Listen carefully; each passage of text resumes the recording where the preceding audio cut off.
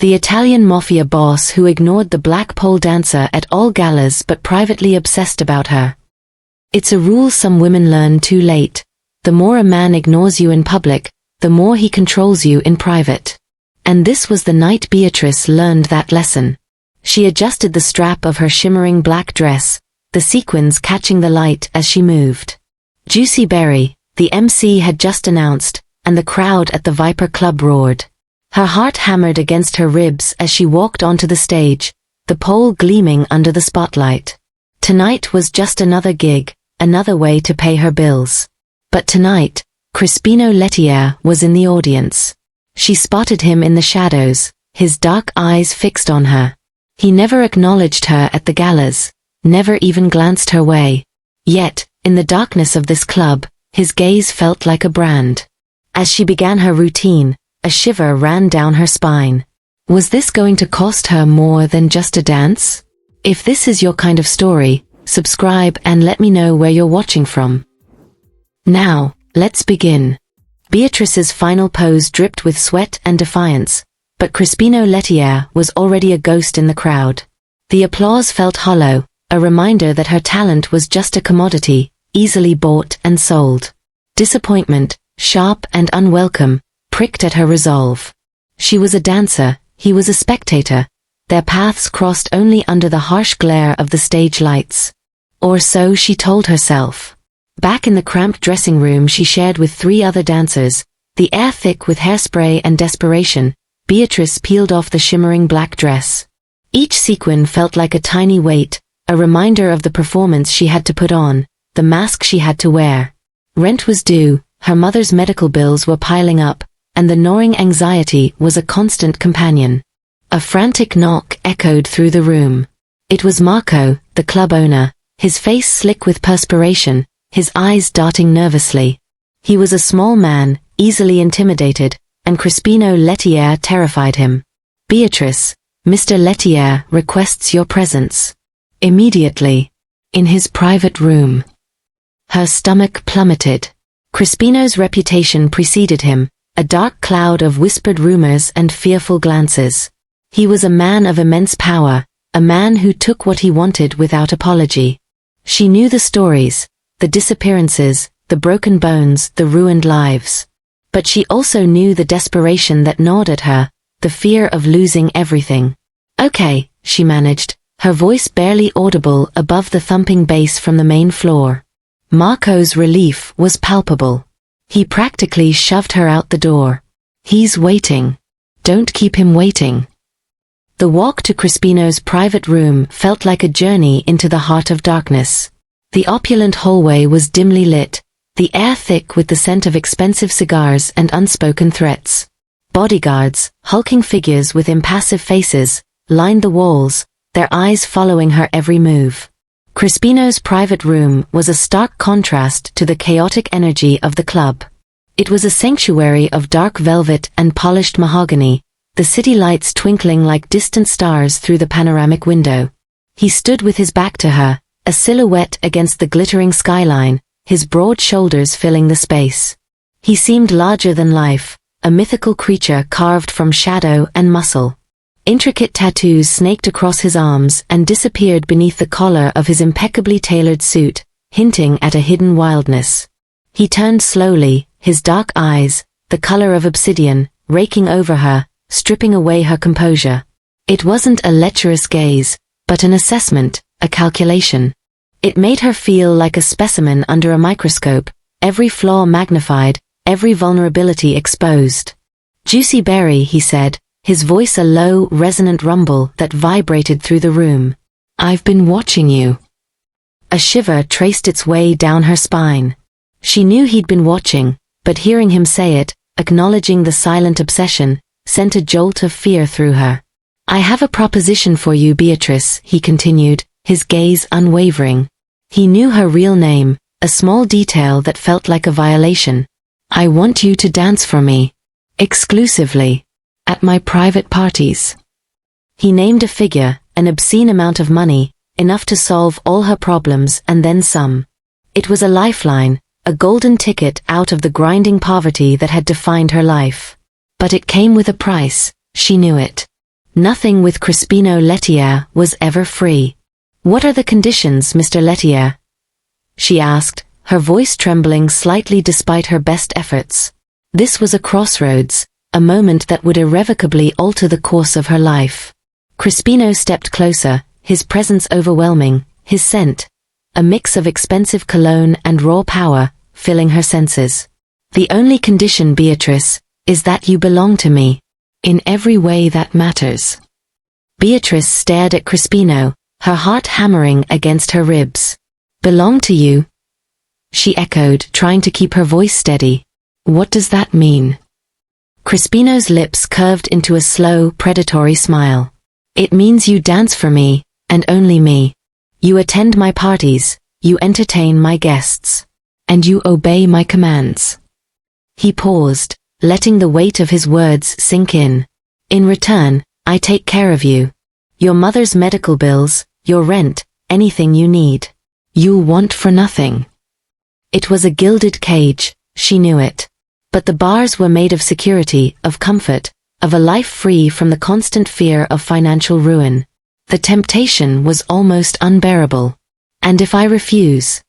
she asked, her voice barely a whisper. Crispino shrugged, a gesture that somehow managed to be both casual and menacing. "Then you go back to your life. To the Viper Club, to the grind. And I find another dancer." He stepped closer, invading her personal space, his eyes boring into hers. "But you won't refuse, Beatrice. I can see it in your eyes. You're desperate. And I'm offering you a way out." He was right. She was desperate. But was she desperate enough to sell herself to the devil? "I need time to think," she said, taking a step back. Crispino chuckled, a low rumbling sound that sent shivers down her spine. "Of course. I'm a reasonable man. I'll give you until tomorrow night. Be ready with your answer." He turned back to the window, dismissing her. Beatrice hesitated, then turned and fled, the weight of his offer pressing down on her like a physical burden. Back in her tiny apartment, the reality of her situation crashed down on her. Her mother lay sleeping in the next room, her breathing shallow and labored. The medical bills were stacked on the kitchen table, a monument to their poverty.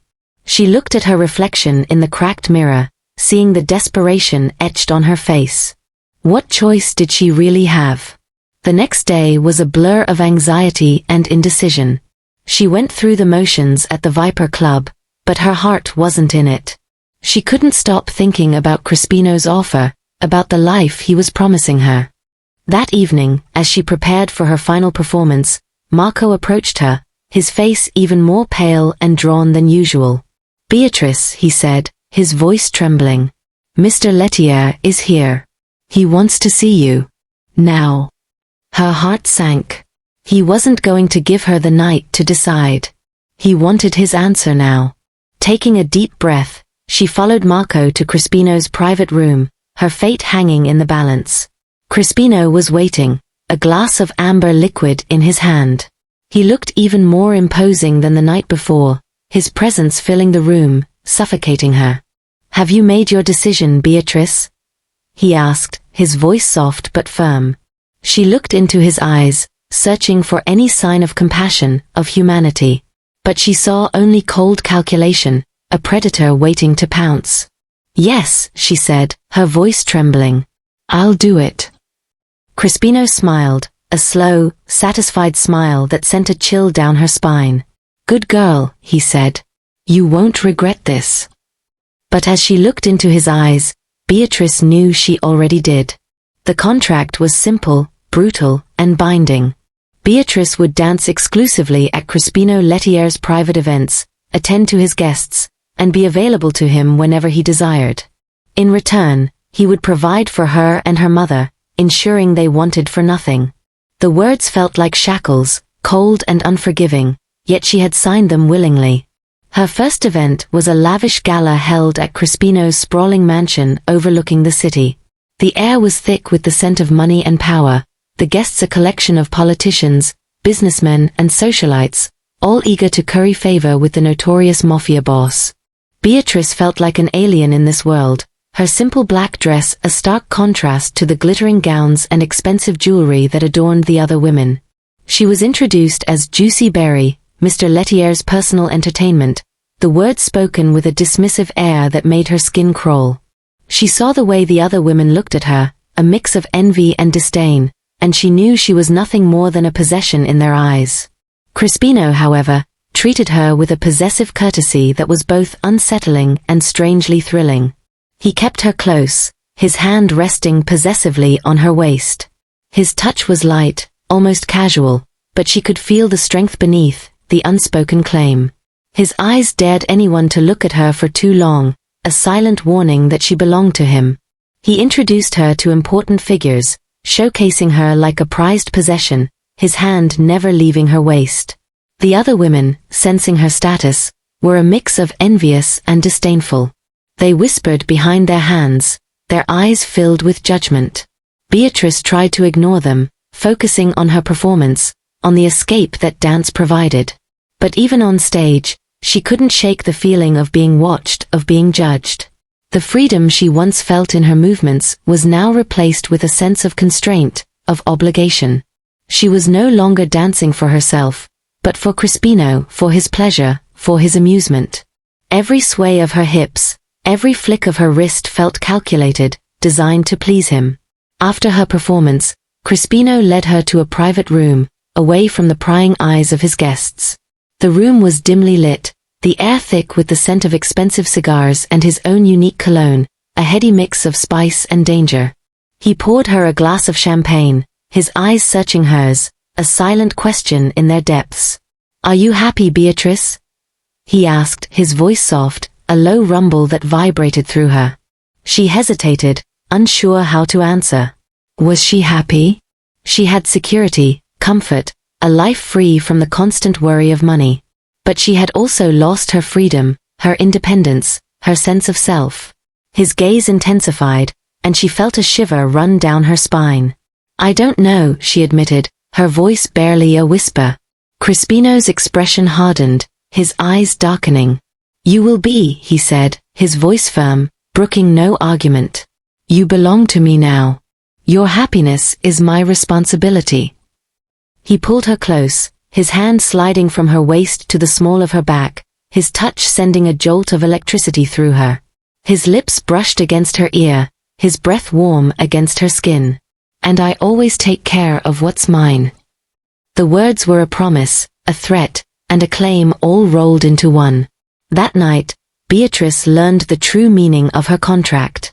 She was no longer just a dancer, but a possession, a plaything, a pawn in Crispino Lettiere's dangerous game. And as she lay in his bed, the city lights twinkling outside the window, she couldn't help but wonder if she had made a terrible mistake. The silk sheets felt cold against her skin, and the weight of Crispino's arm across her waist felt like a chain. Weeks turned into months, and Beatrice settled into a routine of lavish parties and stifling control. She danced, she smiled, she played the part of Crispino's prized possession. But beneath the surface, she was suffocating, the weight of his expectations pressing down on her. One evening, at another opulent gala, Beatrice overheard a conversation that shattered her carefully constructed facade.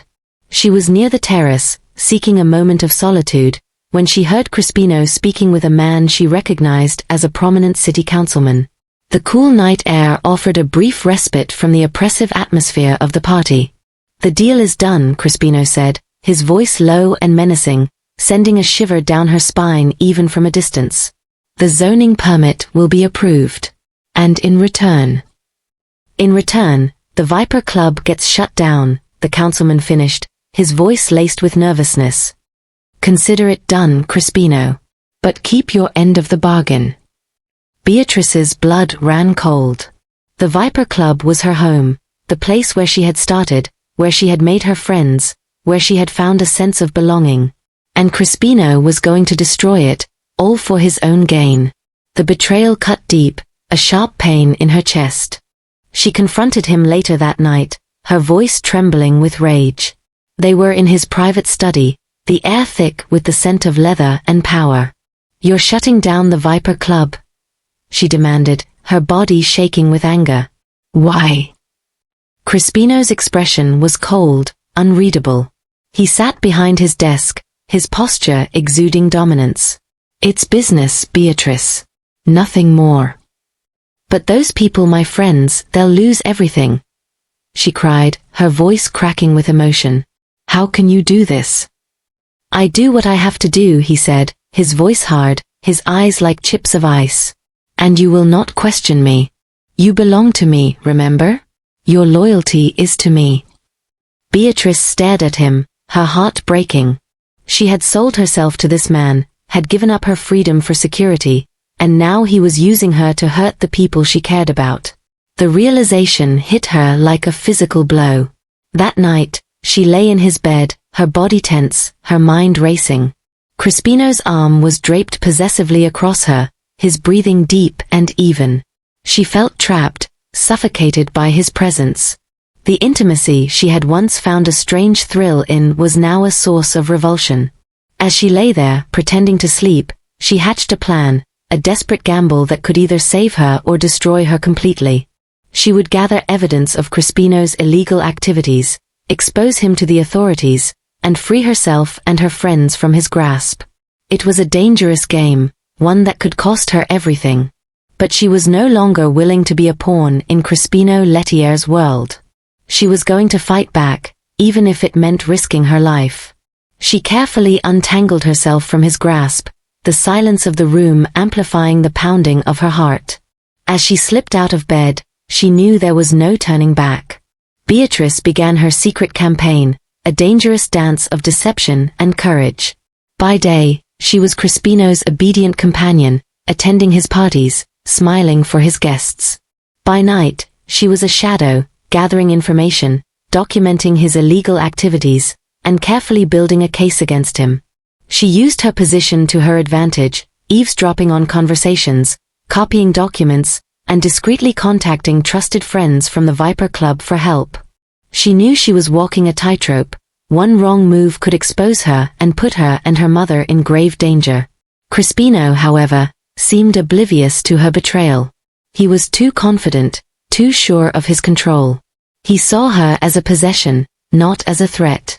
One evening, as she was copying a crucial document detailing Crispino's involvement in a drug trafficking operation, she heard his footsteps approaching. Her heart leaped into her throat. She quickly hid the document and tried to act natural, but it was too late. Crispino entered the room, his eyes narrowed, his expression hard. "What are you doing, Beatrice?" he asked, his voice dangerously soft. She tried to lie, to deflect, but he wasn't buying it. He grabbed her arm, his grip tight, his eyes burning into hers. "Don't lie to me," he said, his voice a low growl. "I know you're hiding something." He searched the room, his movements swift and efficient. He found the document, his eyes scanning it quickly.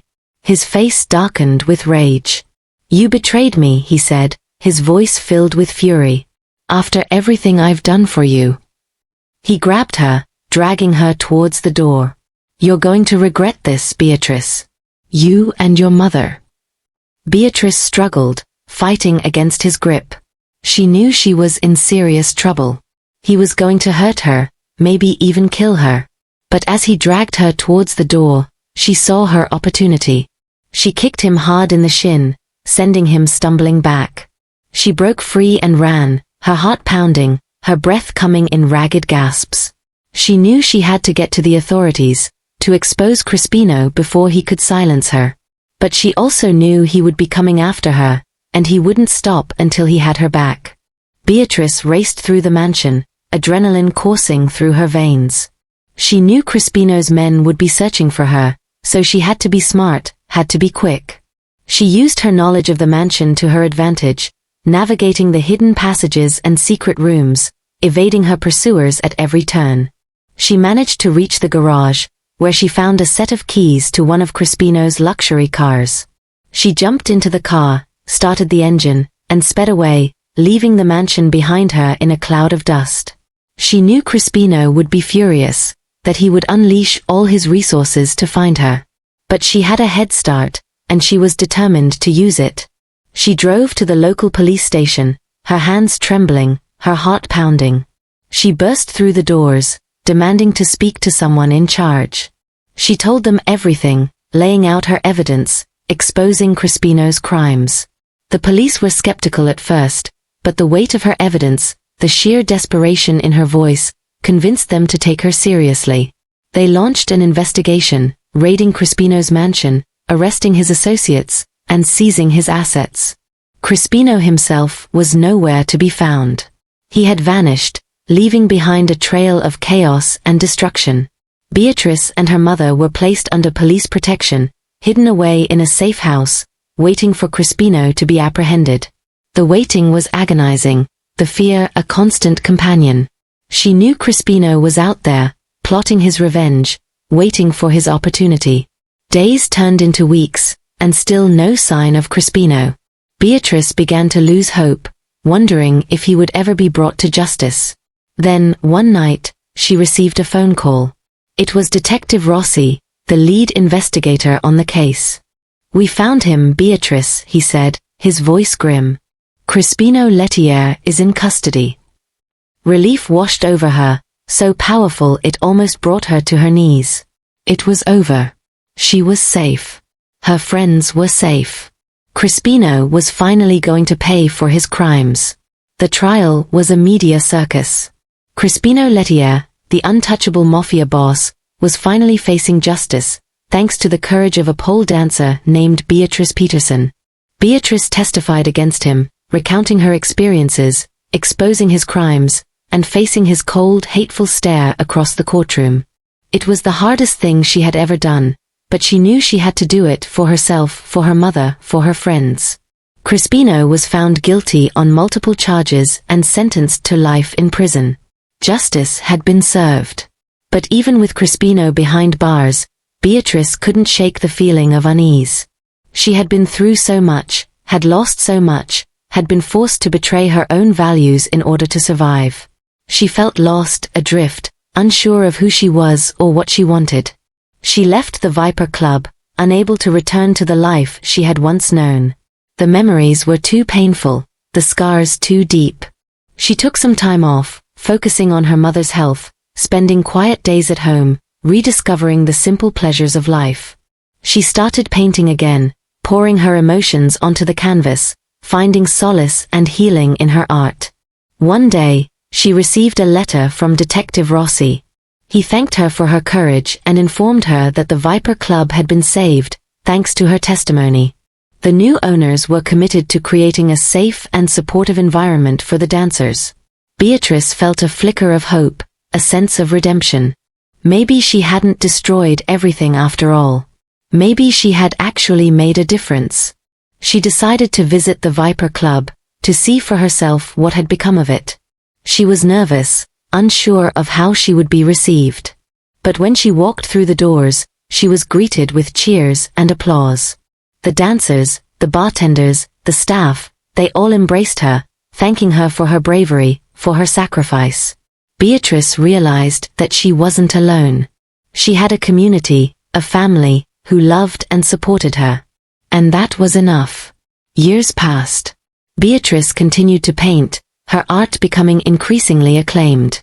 She poured her experiences, her pain, and her resilience onto the canvas, creating powerful and evocative works that resonated with audiences around the world.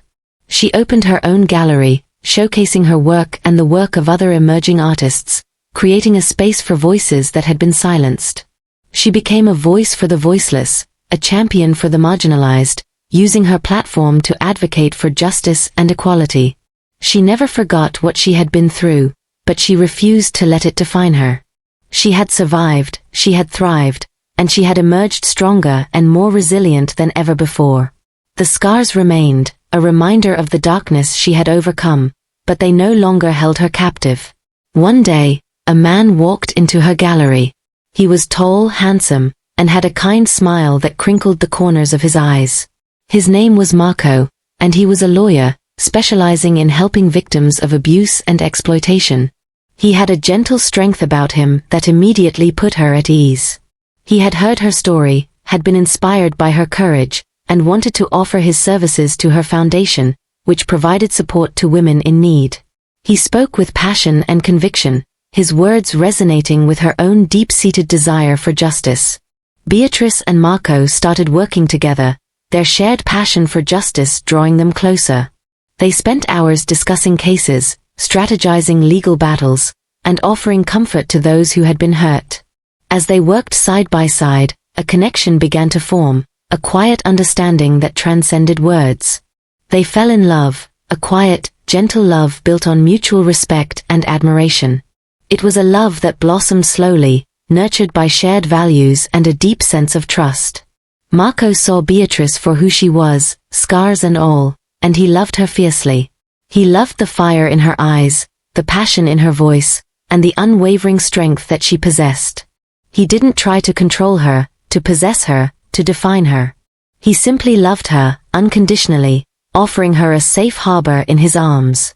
One sunny afternoon, as they were walking through a park, hand in hand, Marco stopped and turned to her, his eyes filled with love. He knelt down on one knee and proposed, his voice trembling with emotion. Beatrice said yes, tears streaming down her face, her heart filled with joy and gratitude. It was a moment of pure happiness, a culmination of her journey from darkness to light.